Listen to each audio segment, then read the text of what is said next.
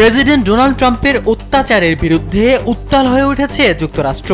No Kings শিরোনামে বিশাল গণ আন্দোলনের ডাক দিয়ে রাজপথে নেমেছে সাধারণ মানুষ।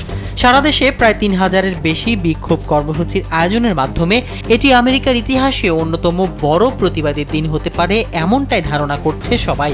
জানা গেছে, প্রেসিডেন্ট ডোনাল্ড ট্রাম্পের কঠোর অভিবাসন নীতি এবং ইরানের সঙ্গে সাম্প্রতিক যুদ্ধের প্রতিবাদে এই আন্দোলনের সূত্রপাত। এর আগেও ২০২৫ সালে জুন ও অক্টোবর মাসে নো কিংস ব্যানারে বিশাল বিক্ষোভ হয়েছিল। সেখানে প্রায় ৭০ লাখ মানুষ রাস্তায় নেমেছিল।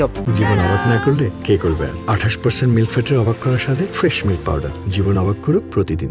এবার সেই সংখ্যা আরও বাড়তে পারে বলে ধারণা করা হচ্ছে। Washington DC, Chicago, San Francisco এবং মিনিয়াপোলিসের মতো বড় শহরগুলোতে ব্যাপক জমায়েত প্রত্যাশিত।